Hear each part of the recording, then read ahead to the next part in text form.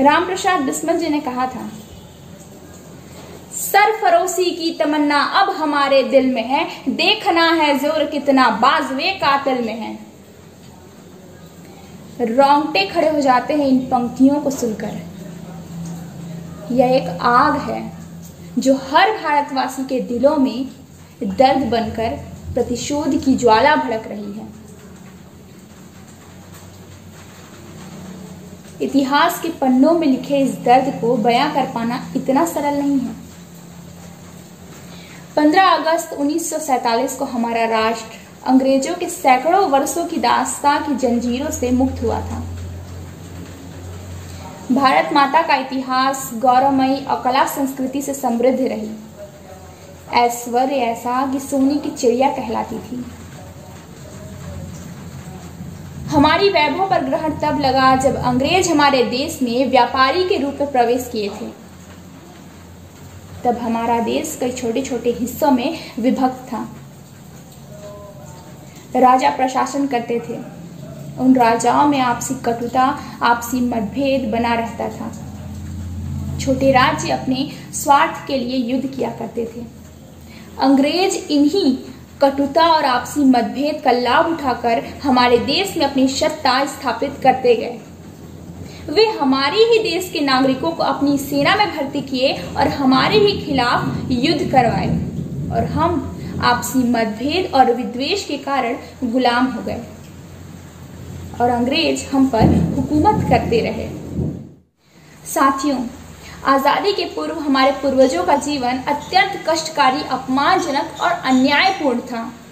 अंग्रेजों की भेदभावपूर्ण नीतियों ने भारतीयों का जीवन दुरूह बना दिया था, दोयम स्तर का जीवन जीने पर मजबूर कर दिया था। न अपने विचारों को रखने की आजादी थी, न अपने तरीके से जीने की आजादी थी। किसानों पर मनमानी लगान वसूल किया जाता था। न्याय व्यवस्था भी भारतीयों के लिए अत्याचारी था। अंग्रेज अपने हित में न्याय व्यवस्था रखते थे और हम भारतीयों को जब चाहे तब जेल की सलाखों के पीछे डाल देते थे। देश में त्राही त्राही मचा हुआ था। हमारी भारत माता का हृदय कष्ट, अपमान और जिल्लत से छल्ली छल्ली हो रहा था।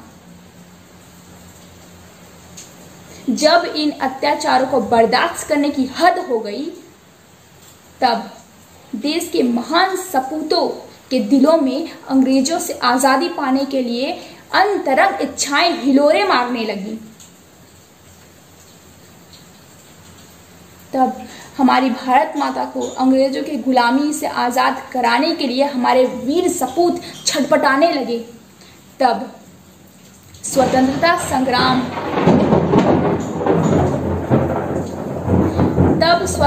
संग्राम का सूत्रपात सन 1857 में रानी लक्ष्मीबाई के नेतृत्व में प्रारंभ हो गया। महान रानी लक्ष्मीबाई और तात्या टोपे ने अंग्रेजों के दांत खट्टे किए। स्वतंत्रता संग्राम की आग रानी लक्ष्मीबाई ने लगाई और वह आग अनवरत चलता रहा। उस आग में हमारे महान पूर्वजों के द्वारा अपने बलिदानों का हवन जारी रहा। उस संग्राम को अंग्रेजों ने अपने अत्याचारों से, अपने निर्मम नीतियों से दबाने का असफल प्रयास किया। हजारों लाखों की संख्या में जेल की सलाखों में डाला गया, निर्मम हत्याएं की गई, फांसी पर लटकाया गया। लेकिन हमारे महान सपूतों सुभाष चंद्र बोस, मंगल पांडे, खुदीराम बोस, भगत सिंह, राजगुरु जैसे कईयों ने अंग्रेजों का जीना हराम कर दिया। हमारे देश के वीर माताओं ने कई अनगिनत योद्धाओं को जन्म दिया, जिन्होंने हंसते हंसते फांसी के फंदों को चूमा। इसी क्रम में हमारे राष्ट्रपिता महात्मा गांधी के अहिंसात्मक आंदोलन ने अंग्रेजों की नींव हिलाकर रख दिया और अंततः अंग्रेजों को भारत छोड़ने पर मजबूर कर दिया। और इस तरह अंग्रेजों ने हमारे भारत को 15 अगस्त 1947 को आजाद घोषित किया। साथियों, आज हम आजाद हैं, स्वतंत्र हैं, लेकिन क्या हम आज भी वैचारिक रूप से आजाद हैं? नहीं। हमारे देश में सांप्रदायिकता का नासूर बढ़ता जा रहा है। धर्म के नाम पर भारत माता की आंचल धूमिल होती जा रही है। कुछ भटके हुए लोग धर्म के नाम पर आतंक फैला रहे हैं, हिंसा का तांडव मचा रहे हैं। आज भी ऊंच नीच छुआछूत हमारे देश को खोखला कर रही है, बीमार कर रही है। अरे मंदिर मस्जिद गिरजाघर में बांट दिया भगवान को, अब तो संभल जाओ, मत बांटो इंसान को। आजादी के इतने वर्षों के बाद भी ऐसी विचारधारा, गरीबी, अभाव क्यों? साथियों, हमें इन बुराइयों से लड़ना है। एक अच्छी और गुणवत्तापूर्ण शिक्षा ही हमारे देश को दुनिया में अग्रणी स्थान दिला पाएगी। आज के दिन हम विद्यार्थियों को यह शपथ लेनी चाहिए कि जो कर्तव्य हमको सौंपा गया है, हम उसका निर्वहन करेंगे। संचार माध्यमों के द्वारा हमें यह ज्ञात होता है कि भारत माता की ओर कुदृष्टि लगाए चीन और पाकिस्तान जैसे देश बैठे हैं। वो मौके की तलाश में हैं। जहां एक ओर चीन अरुणाचल प्रदेश पर दावा करता है तो दूसरी ओर पाकिस्तान कश्मीर को लूटना चाहता है। कश्मीर जो कि भारत माता की शीश है, उसे लूटने के लिए पाकिस्तान आतंकवादियों को भारत में घुसपैठ कराता है और भारत माता को चोट पहुंचाता है।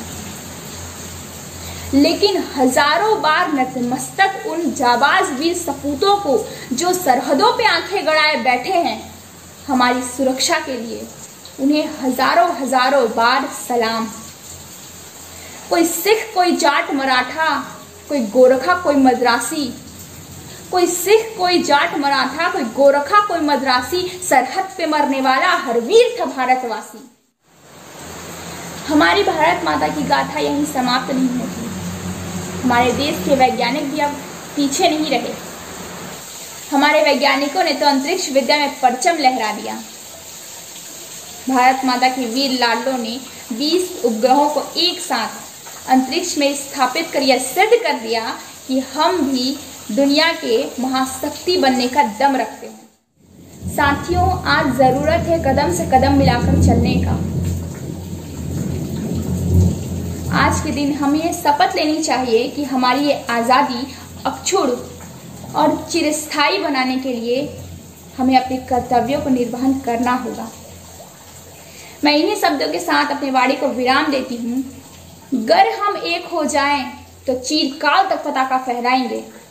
गर हम एक हो जाएं तो चीरकाल तक पताका फहराएंगे। किसी की हिम्मत नहीं होगी कि हमें आंख दिखाएगा। शपथ है वीर शहीदों की, शहादत न भूल पाएंगे। जो सपने देखे बापू ने हर हाल में पूरा कर पाएंगे। जय हिंद, जय भारत।